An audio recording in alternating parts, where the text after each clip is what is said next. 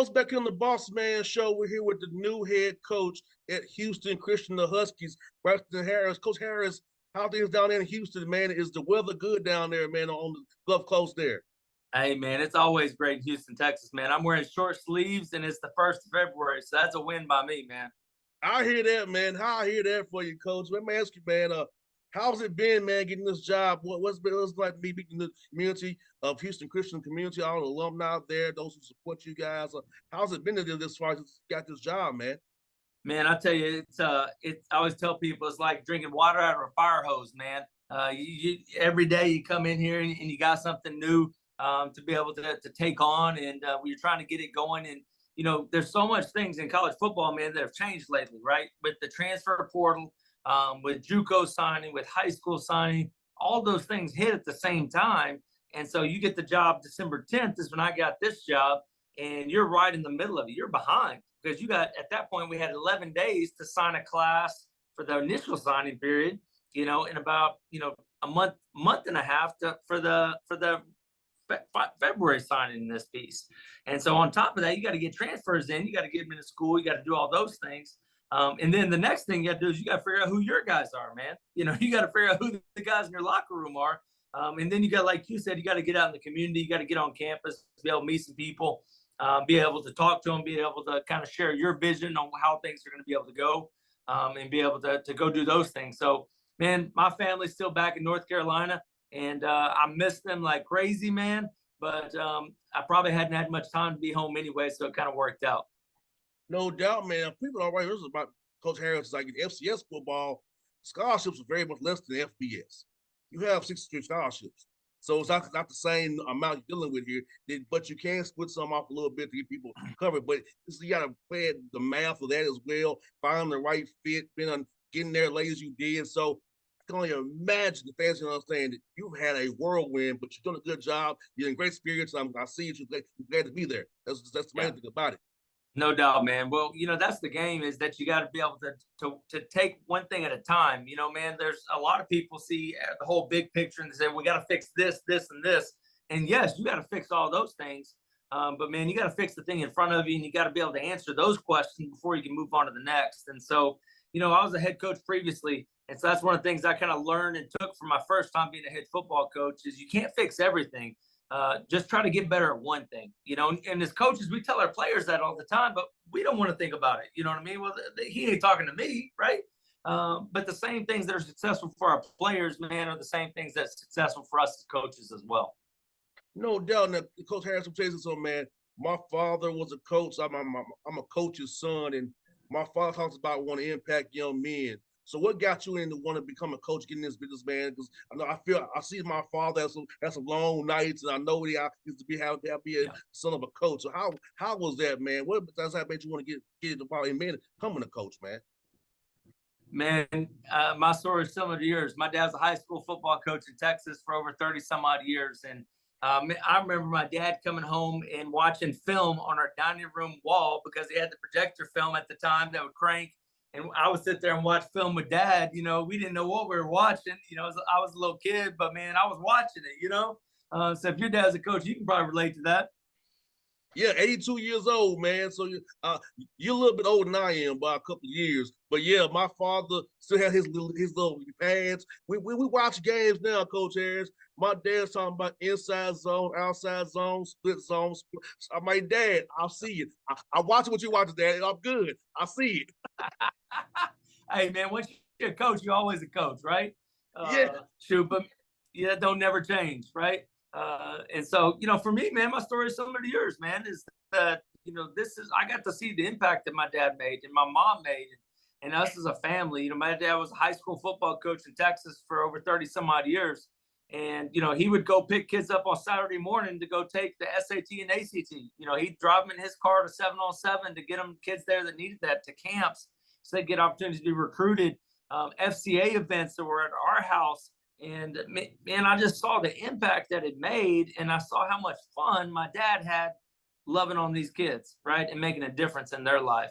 And man, for me, I'll just be honest. I mean, this is all I've ever wanted to do, man. I am living my dream right here.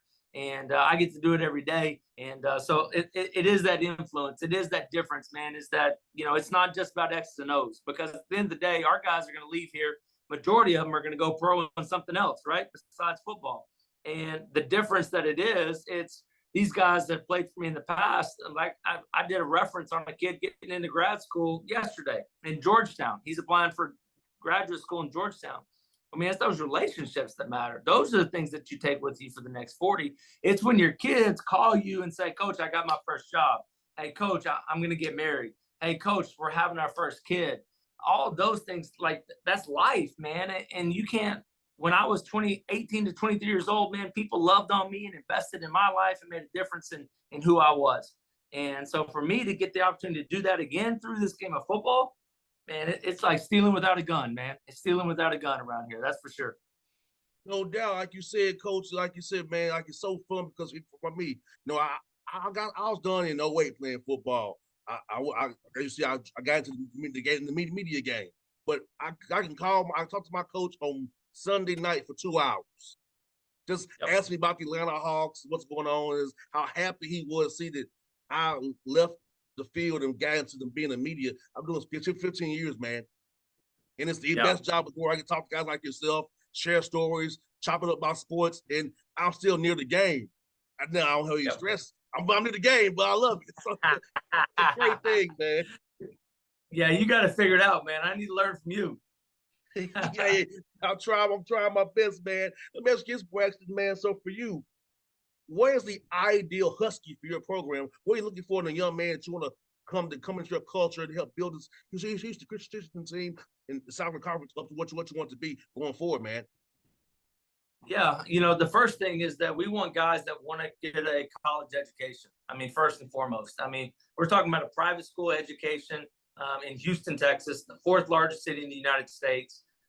Talking about all the resources that are within 10 miles of our campus, all the connections, all the possibilities, all the internships, they're all right here. We want somebody that can come to Houston, Texas and go, man, I want this opportunity.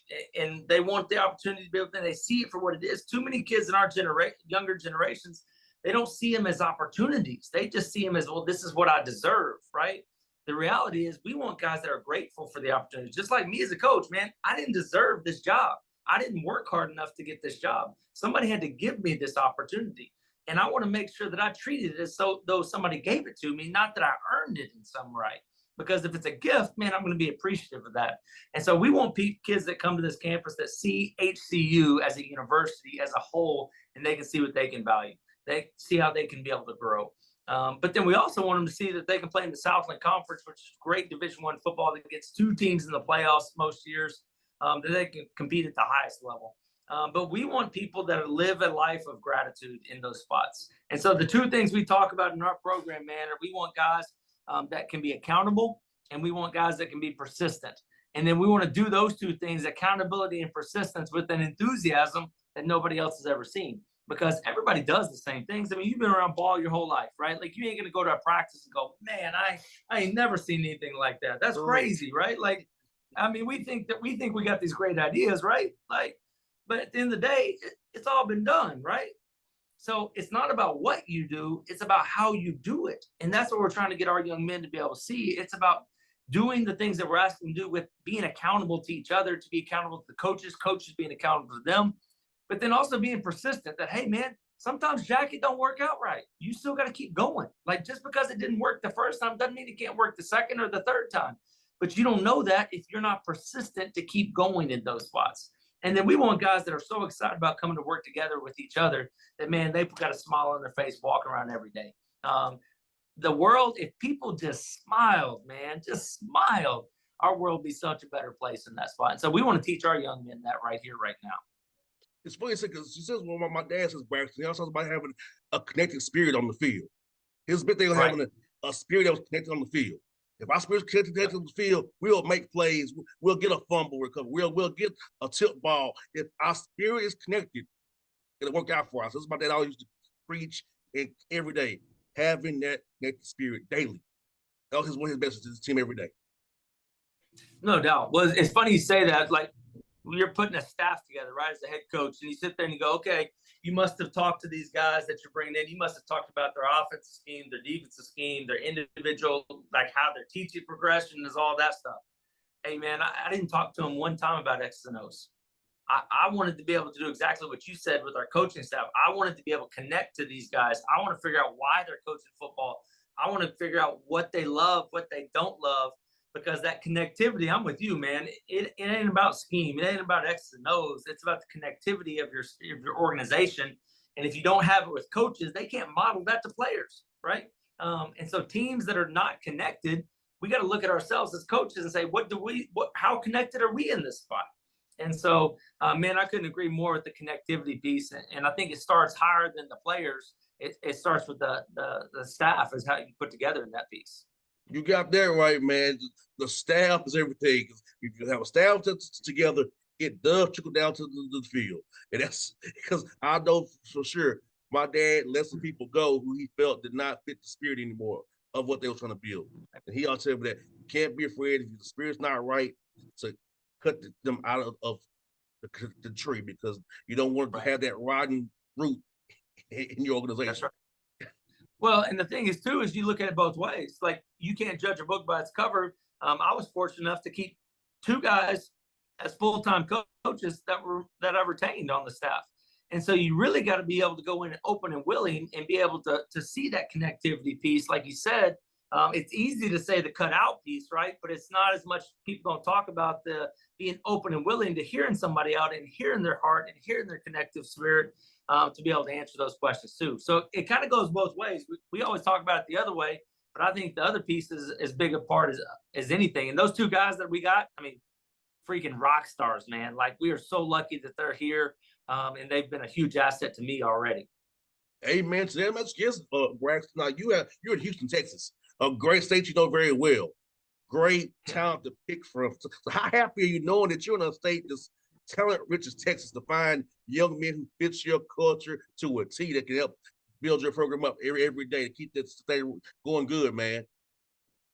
Man, we ain't got to go about 30, 35 miles, man. If you drew a circle around our campus, you go 35 miles and drew a circle all the way around it, man, we'd have as much talent as we can. Now, the key is in Texas, and you know this, right? Like, everybody comes to Texas and recruits. So we've got to make sure we do a great job building relationships so that these guys don't get picked off by some group of 5 out of state, that we can compete with them. And the way we compete with them is the relational aspect. And it goes back to what you said, the connectivity piece.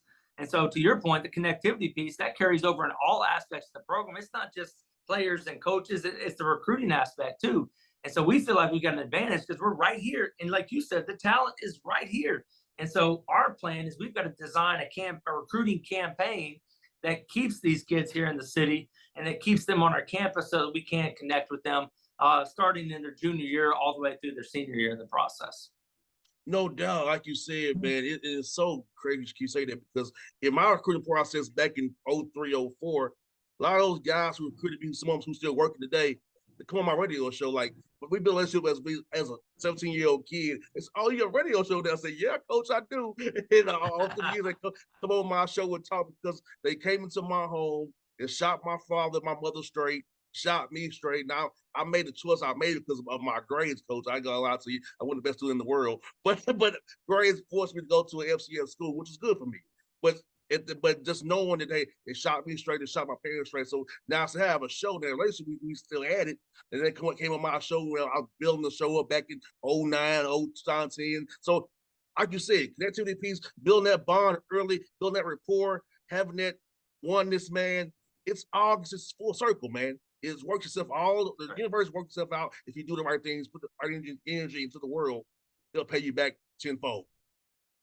Man, ain't no doubt. And I can tell you 5, 10 different stories of guys that you think when you cross their path that, hey, this guy can help me in my career, this guy can't help me in my career, and then all of a sudden the things switch. And at the end of the day, man, you know, I believe this, that the Bible tells you the truth, treat people right. You know, treat people the way you want to be treated. And we talk about that here. We got standards here, man. And the standard is do what's right. And so if you don't know what it is, if you question whether it's right, then it's wrong. Right. And so we talk about that simple. I think sometimes, man, we as adults, we complicate things, man. At the end of the day, do what's right. Treat people the way you want to be treated. And if you do that, man, you're gonna be pretty successful in this world. Man, you got that right, man. And I'm asking you, man, this, like you said, the Southern Conference is a great conference. And talk Yep. about just seeing the depth in that league and how much talent it has from top to bottom. Because a lot of people don't realize, the sky does not lie. You have talent. The NFL will find you. A lot of talent is good in Southern Conference in the NFL. And talk about how the coaching, how the deep talent is in that conference, man. I love it watching the conference play for sure. Yeah, I think that's probably one of the things that excited me the most. Obviously, coming back home to Texas was a piece for me, but then also the Southland Conference. I grew up in Texas, and so you knew teams in the Southland, and you knew that they're making deep playoff runs. And the thing with that, being in a good conference like that, it puts your goal is to win the conference championship. And so what you're doing is that you're comparing yourself with other really good teams. You're not comparing yourself to somebody that's not very good or doesn't have the commitment level. I mean, the Southland Conference is as committed as any conference in the nation to being successful in football. And so you look at the teams that are in it, you're comparing yourselves to Incarnate Words and Southeast Louisiana's and all these other people that are playoff teams. And that's what your comparison is. And so that's what our measuring stick is to be able to get better in that spot. But, you look at it, I think all four teams in Texas this year got new coaching staffs. And so the turnover here is going to be big. So the piece is who can handle the transition the best, right? Who can handle the transition from one staff to the other and not just survive, but really gain ground in this spot. And we believe one of the big pieces for us is our recruiting class. We're top 10 in the nation, the best recruiting class in FCS and high school recruiting class in the state of Texas. We think that foundation is laid that allows us to be able to go build in this conference. About this, Braxton, this player development, getting strong in the weight room, that film work, that working out on doing drill. What about how important this springtime and summertime is to get better and establish yourself and get ready for that grind that we know is coming for fall camp in August there? Yeah, no doubt. And development's the key word, right? And that's kind of the hot button word, right? We like to throw words. Our society throws words around, right? And development is the word that everybody throws right now. And so understanding that development is not just one folded, right? Like it's multifaceted development. And so here we want to develop the whole person in that spot, because I believe that if you look back in your life and I look back in mine, the times that I've performed at my highest, I was healthiest in all areas of my life, physically, spiritually, mentally in those spots, right? And so here we don't want to just focus on one aspect of it. It's like a stool, right? Like if you're short in one of those areas that's short in your life and your stool's wobbly, man, you can't sit on that. That's not a foundation. And so we've got to take time to invest in all three of those. We've got to take time to invest in them physically. We've got to take time to invest in them spiritually, because we are a Christian university, but that don't mean that everybody that comes here that believes that way. But you got to be able to show them Christ's love through the game of football and let them make the choices that they want to make in that spot. And then we've got to be able to help them mentally in that spot, because mental health's real. And in football, we got to make sure that we don't go back to times where it's not real. It doesn't happen. It does happen. And we need to be proactive. And the best way that we can be proactive in developing our athletes goes back to the word you talked about. We've got to be connected to our athletes to know that something's wrong or something's not firing on all cylinders, that we can be able to help them and get them the help. At HCU, man, we are so blessed to have so many resources. We have a director of player development here that's all he does, man. He just loves on our kids and he invests in our kids. So many people want to have all these, great X and O football coach, right? But at the end of the day, man, we need people to invest in our kids' lives. And that's what we're able to do. But as far as the X and O's, the football aspect, the development of players, man, our guys are in it right now, man. They're in the weight room. They're out running. We're doing team runs. We're developing this. And this is what we're really focused on. We're focusing on when things get hard, when things get tough, everybody has those moments. What are we going to do when those moments come? Who are we going to be when those moments come? Because everybody can do it in the first quarter and everybody can do it in spring ball because it all feels good, right? Like it all feels good. But when things go in the third quarter and you're tired and you're wore out and it's hot, because in Texas, man, it's going to get hot down here. And who's going to do it then in that spot? And so we don't want to wait till the September game time to figure that piece out. We want to know beforehand. And we want to take our kids there multiple times so we can teach them and grow them. And like you said, develop them how to handle those moments. And you said something very key about mental health. I remember when I played in the 08 my senior year, man. My mother got diagnosed with cancer. I can tell anybody. Football was my release from dealing with that. What I told nobody, man. I didn't want to look like I was weak. I didn't want to feel like I was a weak link or I wasn't fully committed. But nobody knew till I told them after the fact. But yeah, she had breast cancer. When I left school, I was dealing with my mother's situation. So we've come a long way now where coaches and players can actually be open about, hey, I'm having a personal issue now. Because my senior year, I did good considering all things. My mom was not really there, but it was my release away thinking about my mom's health every day. So I feel like what you said is so important because I know that would have been good for me 15 years ago if I was a player on your team. But I needed that, but I didn't have it. I didn't want to look like I was the weak link. I wasn't fully committed as a senior. Right. Well, and that's the piece. And like, don't think that we got it all figured out by any means, man, because there's going to be days that we're really good at that. And man, there'll be days that we ain't very good at all at that. Like, we're so worried about X and O's that we don't check in with that dude that's trying to make that route work. Right. But we want to have those opportunities. We want to try to do everything we can to be intentional in those. So intentional in having your door open as a coach, intentional is having kids in your office, intentional with, shooting a group text, hey, where we at, all those pieces. But to me, those relationships and that connectivity, it seems to be the theme of the talk right now is connectivity, is that it goes back to, you got to be intentional in trying to have those connections. No doubt. Let me ask you this. I got a couple more for you, man. So what has been your favorite spot to eat so far since you've been at ACU, man? Hey, man, let me tell you, I've been in North Carolina, and I love North Carolina, right? Like, it was gorgeous, beautiful, but man, it ain't Texas, right? Like, it ain't Texas, yes, man. And so I'm talking Tex-Mex, I'm talking barbecue, I'm talking beef barbecue, man. Like, I'm talking brisket barbecue. And man, so I got to go with Tex-Mex. The other night we had recruits and we were taking Pappasitos for dinner. And my wife said, "What are you doing?" I said, "We're going to Pappasitos for dinner." She goes, "Man, you're just suffering. You're just struggling there, aren't you, eating those fajitas?" And I said, "Babe, somebody's got to do it. I'm just doing what the Lord's called me to do, right?" I hear that.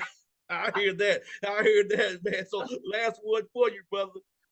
Who's been the coolest person you've heard from since you got this job for as saying congrats on the job? And who's the coolest person to reach out to you so far?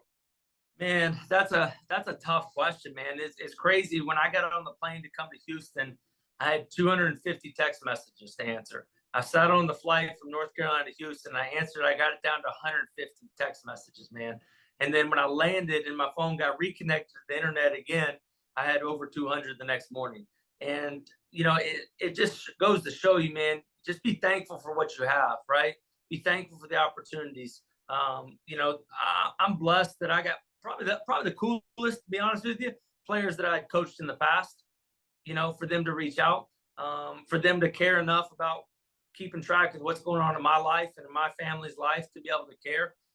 If it wasn't for those guys believing in me many years ago, whether it's at Texas Lutheran University, whether it's a Howard Bain University, whether it's a Campbell University, and those I wouldn't be here today if it wasn't for those guys. That they believed in me and they gave me the opportunity to coach them. And so, those are the cool things, man, is that those people, they got nothing to gain, man. They ain't trying to do nothing, but it's just an authentic relationship. And man, you just can't beat that with a stick, man. That's good stuff right there. Yeah, that's impact, man. That's why I come my goal here, Braxton, man, with this show over these last 2 years is to be a servant to you guys. Give y'all a platform without bias, without narrative. Hey, just come on the show, have a true conversation. It's not like I'm asking you like bullet pointing. I'm asking you, we're having a talk, man. We're having a talk, man. So that's been my goal in 15 years, man, this radio show, man, to be a servant that way. Give you a platform where you don't have to worry about bias or narrative. Just come here and sell your program to people. And hopefully this show is national and global. It's in Canada, awesome. Europe, it's a global show. It'll be heard everywhere, man. So let's go. People will hear this and feel say, okay, ACU, I might want to go there and check those guys out there. Hey, man, that's awesome, man. And like I said, I appreciate you giving me the opportunity.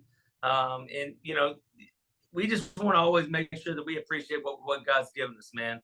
And in athletics, we always want more. We always want the next step. We're always moving to the next championship. We're moving to the next win. And we will have that mindset here for sure. But man, we're going to appreciate the things that God's given us. And we're going to make sure that we not only just say it, but we live it. And that's probably the hardest thing about being a head coach, man, is being thankful for what you got and then also being able to push the envelope to move the program forward. So that's that balance piece, man. It's like sitting on that tightrope, man. You got to make it work. No doubt. Well, you are Braxton. I'm here for you, man. Anytime you want to call the show, man, promote a game, I'm here for you. So I got affiliates in Texas as well. So, hey, man, I'm going to give a number offline. Here, so you have my number as well. So I'm looking forward to stay in contact with you, support you, man. So you got somebody in your corner. I'm definitely here in your corner, brother. Hey, man, I appreciate you. We need as many dogs as we can, man. You got that right, buddy. Hey, man, it was real fun, man. All right, man. Appreciate you. All right.